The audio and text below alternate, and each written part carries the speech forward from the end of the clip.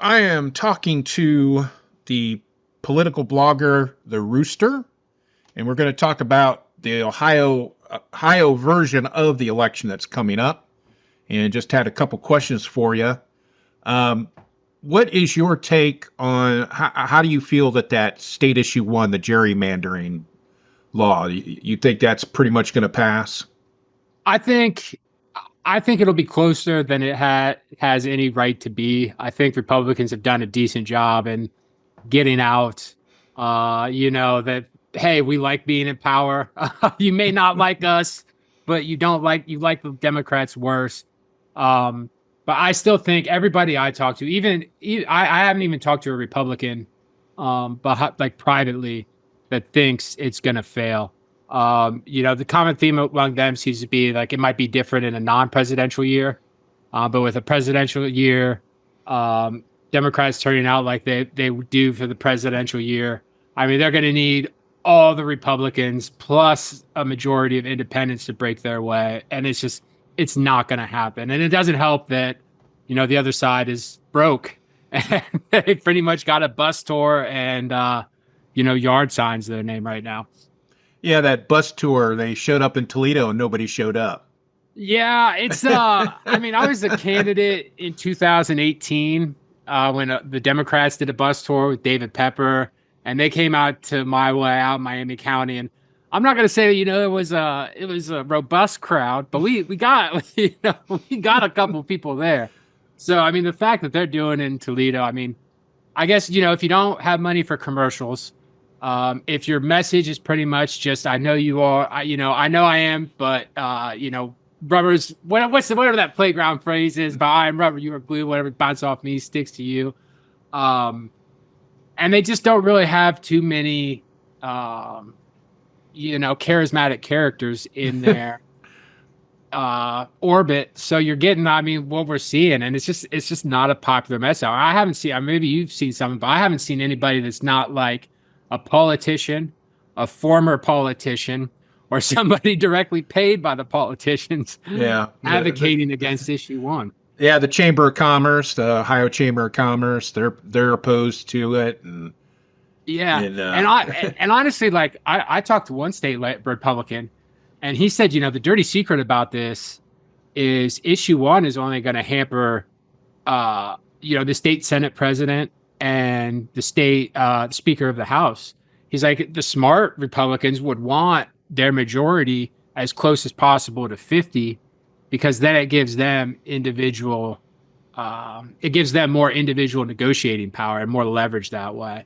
And then I had one Republican, I'll never forget, he compared it to a needed chemotherapy for their state house agenda. well, it was that quote I saw. Your buddy Sight said that gerrymandering is as popular as STDs. Yeah, yeah. I mean, it is, and I think that shows why they're they've done the polling, and that's why they've I guess their their messaging is stop gerrymandering.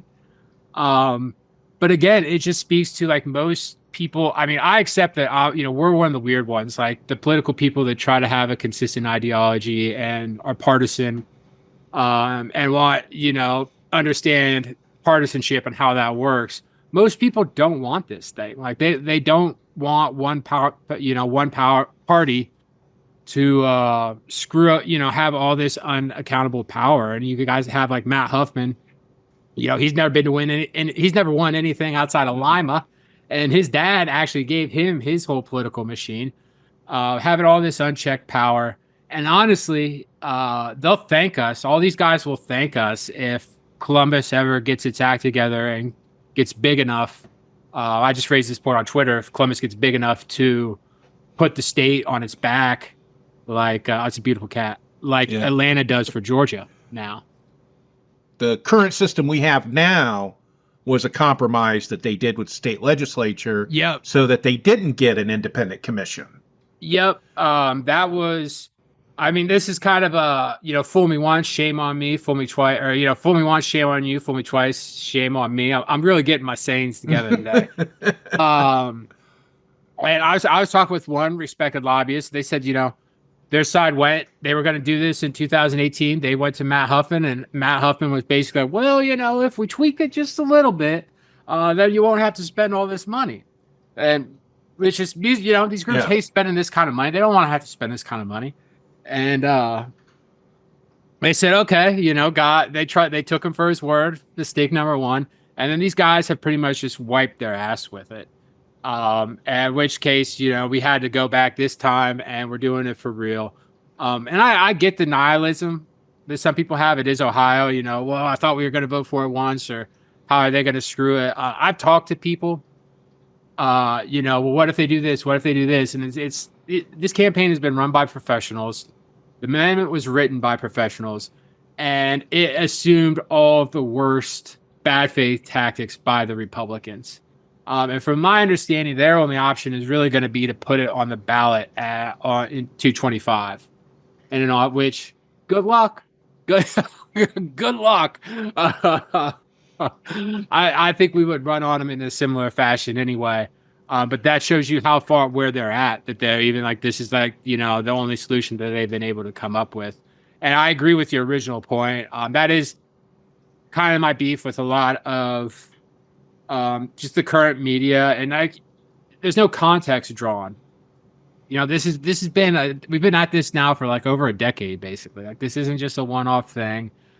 We're in this scenario because of one very small group of people wipe their ass with our Constitution, and I think that I feel like that should be mentioned. Like, that's why I think the press does a real disservice when it's like, well, I'm just here to report. This side saying this side saying this. Like, I report, you decide.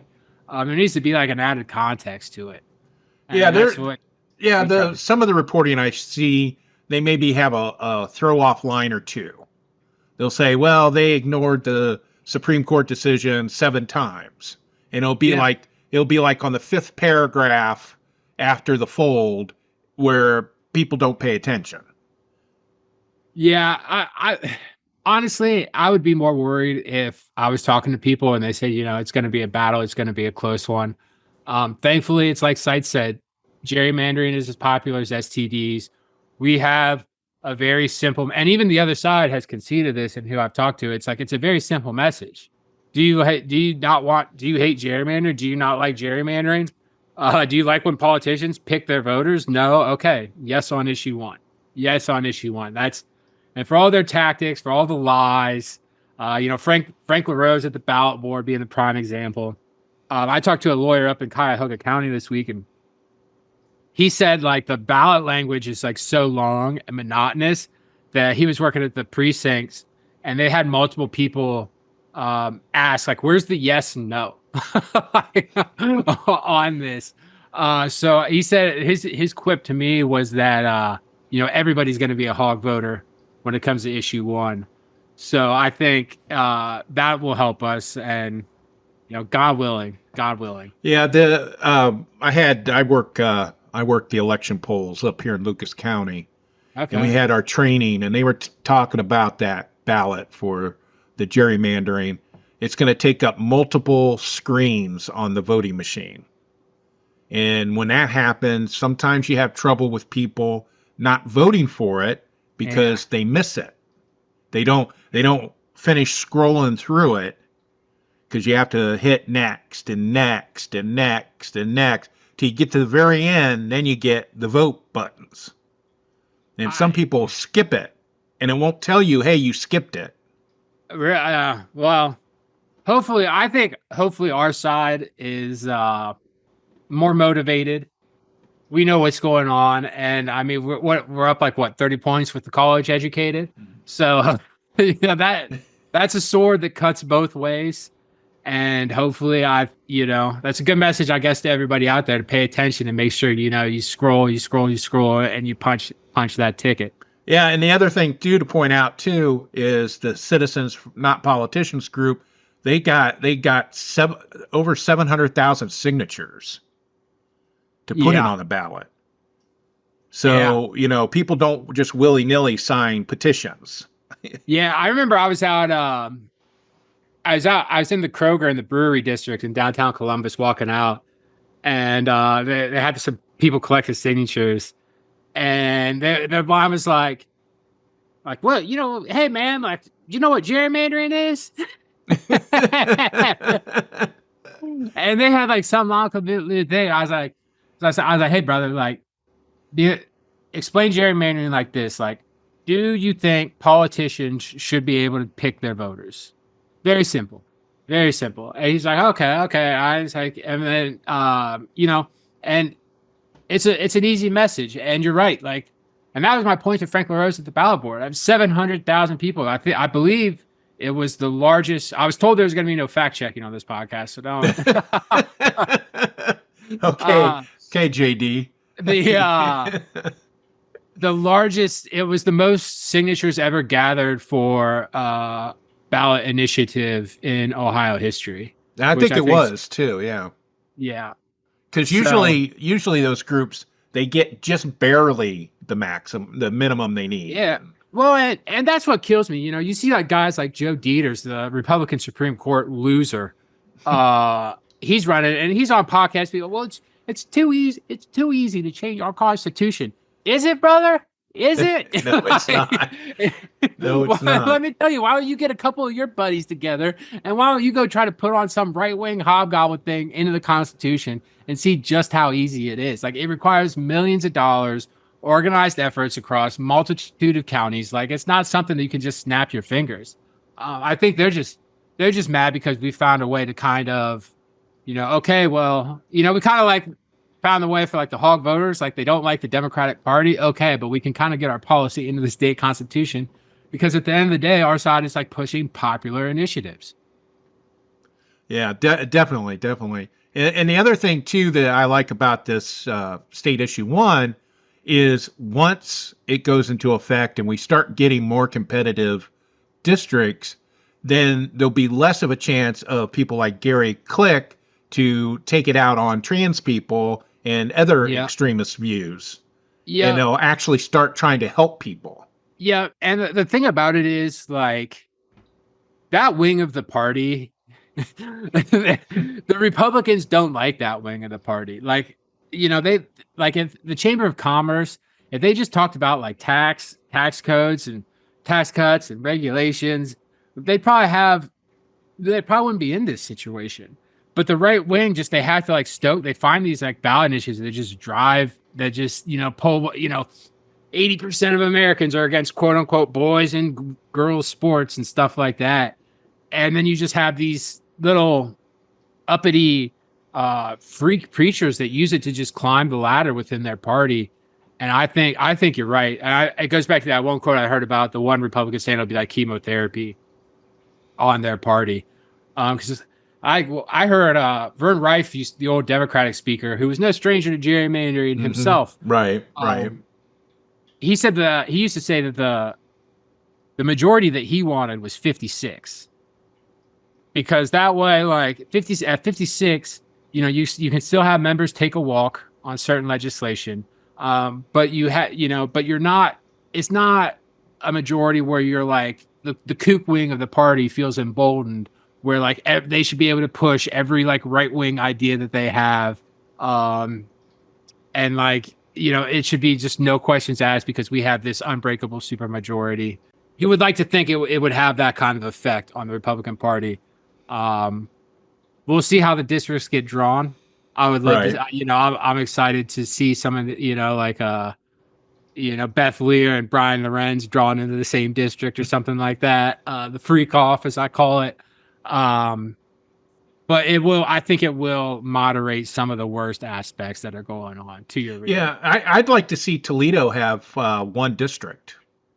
We're chopped up. We're chopped up into like 3 different districts. Oh yeah. And that's the other thing too, that's going against that side. But you can just hold these districts up to a map. And it doesn't even, and they'll be like, well, that's not the current one. Well, it's the one you're running. It's the one you have right now. And I don't care if it's Jim Jordan's original Snake on the Lake district or whatever. Like, I don't care if it's from a past cycle or in the like, these are the maps that you have drawn. And it's just, I'll probably create a little highlight reel of them before the video, like before the vote. because people can just see it. Like, no matter what party you're in, people could just look at the district maps and be like, that's fucked up. Right. like Josh Williams' current district, where like it's bounded by like the Maumee River or whatever it is up Yeah, there. it goes down the middle of the river. Yeah, his district includes the river. Yeah, he came out of the river, honestly. Yeah, now I was trying to figure out why he was moving to Monclova Township. He's moving to Monclova? Yeah, supposedly what I heard was he bought a house from Derek Merrin in Monclova Township, and that's why, because they drew his district out west. Because before he used to cover Point Place, which is northeast. Yeah, I know that he did win like kind of a toss-up kind of district. Mm-hmm. Yeah, and because I know he had moved from Oregon to or Oregon, how you pronounce up there, to Sylvania. Oh, was it Sylvania? That's probably what it is. Yeah, yeah, he's in Sylvania. It's in his new district. They did protect him, increase the Republican district in redistricting, which is funny because now he's running away from the abortion issue. I saw him at the Ohio Right to Life, and he was like, "Well, the polling, it's settled business. My voters don't care about it anymore." Well, like, I know the Josh Williams I know wouldn't be running from the woke mob. Like either abortion is murder or it's not, brother. Right. Yeah, I actually have an email from his legislative aide telling me that he is 100% pro-life. Yeah, when he signed that letter to try to undo the Reproductive Rights Amendment, and I called him on it, so he can't run away from it because I have a copy of that letter and I have the email from the legislative aide. Yeah, he was at the Ohio Right to Life. He spoke at the Ohio Right to Life, and he was like, Ruth Edmonds, who ran for Upper Arlington School Board. She's with the Center for Christian Virtue now. She was up there like, "This is our guy. This is our guy, Josh Williams. We love," and I was just recording it, like click, sending it to his opponent, David Blythe's campaign. Like, "Here you go, brother. Good luck." If you would like to buy some secular left swag to show your support and to express your politics, then check out our merch store. We have branded items for sale, such as t-shirts, hats, mugs, and many other unique items. Check it out at secularleft.us/shop.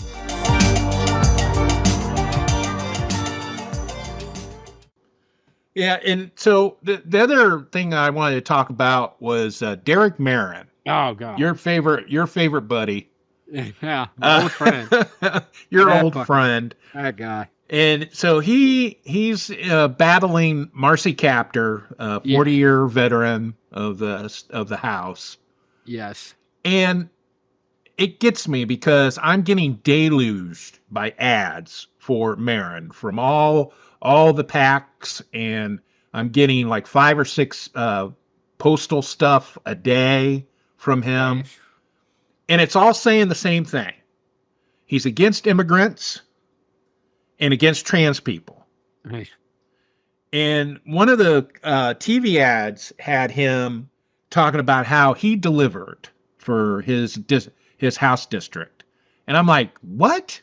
He didn't deliver shit. He didn't deliver shit. He's been on this. And so he had it on his website, and a majority of the stuff that he highlighted were tax cuts. Yeah. Tax cuts and reducing fees for landlords like he is. Yep. He is repulsive even on the state house curve.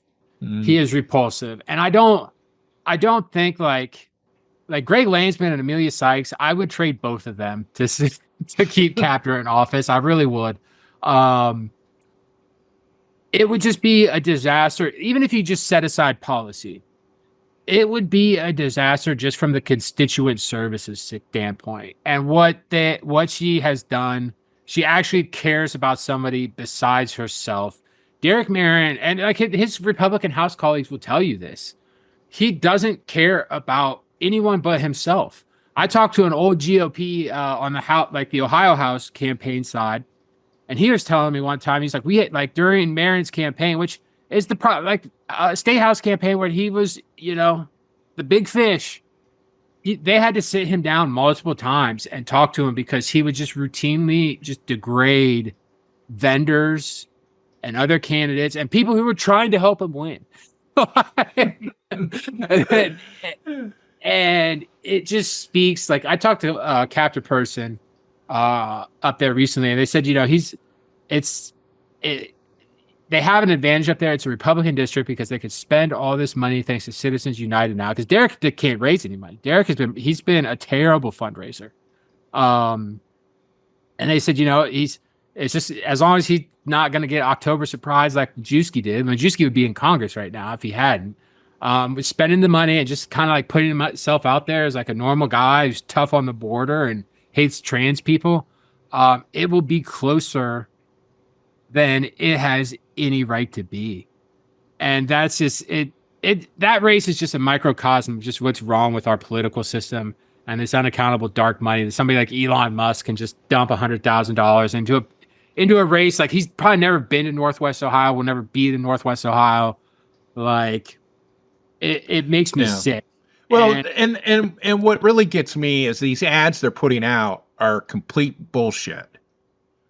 Yeah, they can't tell the truth if their life depended on it. Yeah, and to me, it's just like I don't care about immigration, man. I don't care about the border. Most people don't. People don't care about immigration. But the voters, like, I know, like, I've talked to enough Democratic staffers to know that immigration polling is in a very dark place right now, and the border, quote unquote, is like one of the top issues for the Ohio electorate. Like, the at large, like, not people like us, but like for people at large, which is just something I can't even. Well, it's because they're taking in that BS from Trump and talk radio. Yeah, and now I was watching the Ohio State game on an illegal stream last night. It must have been based in New York because I was getting ads for like this Democratic woman from New York, and she was like, I'll work with either party to crack down on fentanyl and like fund our glorious border patrol. And it's just like, Jesus. That was a Captor ad. Captor did that. Yeah, Captor is in the same place, and I mean, she is not. I hope she pulls it up. Yeah, she's got a good chance because she's never been ultra liberal. She's actually been a bit conservative. Yeah. She was anti-abortion for a long time because she's Catholic. And she's just got constituent services. She's done a lot for a lot of people. Right.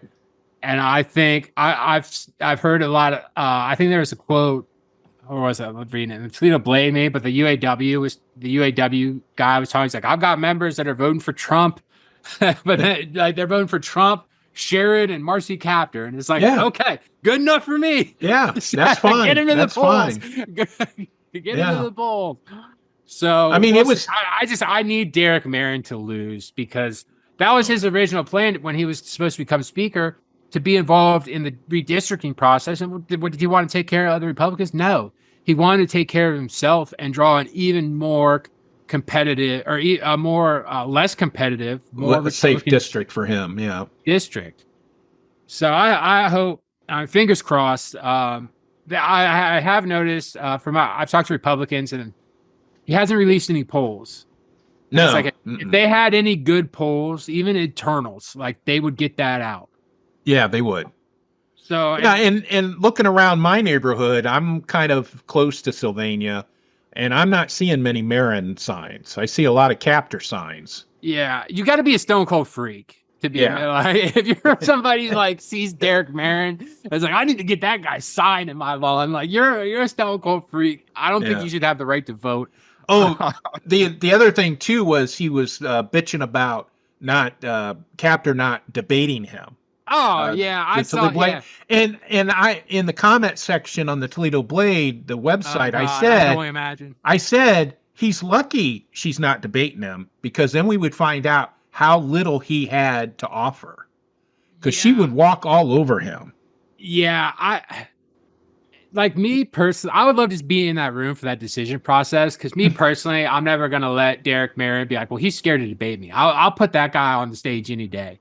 Like, he has no juice. No. He's repulsive. But they're their thinking is probably that debates inherently, they inherently favor shameless liars. And if you're going to get up there, Tim Ryan, for all his flaws in his campaign, he laid the blueprint down on how to handle chumps like J.D. Vance. Yeah. And his captor going to do that. And then also you have, the Toledo Blade is in the tank for Derek Merrin. So, oh yeah, and I try to tell him that, and people don't believe me, and I'm like, yeah, he's gotten such rosy coverage, it's not even funny. They haven't even looked past his they haven't examined him like they've examined Captor at all. And so you're walking into that, and then how many questions are going to be on the border on trans rights and stuff like that? And I will say, like, I probably, me just personally, I'll never let Derek Merrin do that, but I do say there's two hallmarks of a losing campaign. The more signs you see in the public right away, and then if they're running around saying, debate me. Like, yeah, right. Because he can't get any juice. That's what he wants. He wants to be able to take a shit on the stage and make Marcy have to defend it. Yeah. That's what he thinks he can do. But she's been in this job for 40 years.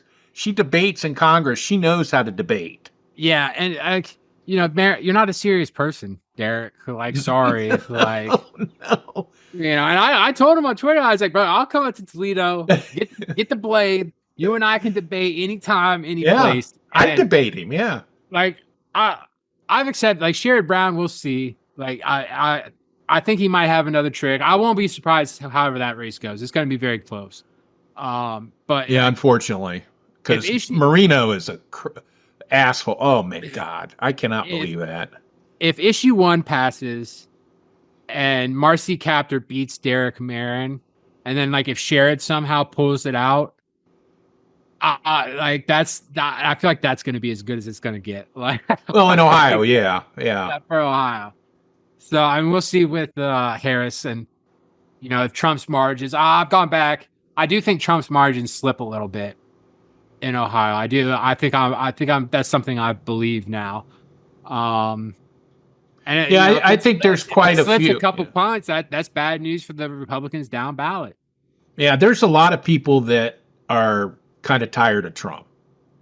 Yeah, I think it's third time's the charm, and it's anecdotal on my part, but like I remember living out in Piqua in 2016, and just the signs. It was like a locust horde, just like handmade, like cardboard spray paint. Like it was all about that. And now I do a lot of biking out in the country now, and just like the enthusiasm displays, like you still see them a little bit, but I don't feel it's anywhere close to 2016, 2020. And, a lot of them don't vote, like Brian Hartline, the Ohio State wide receivers coach who, had that post about Democrats ruin America. I pulled his voting record. He doesn't vote. Hasn't voted in a single election since he moved there in like 2016 or whatever. So I think there's an enthusiasm gap, and hopefully if the suburbs keep going blue, we'll see. I think the success hinges on Sherrod Brown. Yeah, I don't see Harris winning Ohio unless it's really close. It's possible, but what was it? 8 points, I think, in 2020. Yeah, 8 Trump in 2016, won. And I think like 8 point something and 8 point something in 2020. But yeah, I think down to like something like 5. Yeah, it's a possibility. Yeah, it's a positive. Like it would help. So yeah, like I said, it's going to be turnout. Everybody in the city. I think what was it? Cleveland, Cuyahoga County. They had like their expectations of turnout in 2020 was like below what they thought they were going to get. Yeah, the actual turnout was below what they thought they were going to get. So yeah, Cuyahoga's been a mess for a while. The fix is easier said than done. But apparently we need to start handing out bags of money. We got to start. We got to get back to paying our beautiful pastors. Yeah. On the east side. Yeah, I read that article. And I was just like, yeah, that really fills the bill there. That does it. Yeah.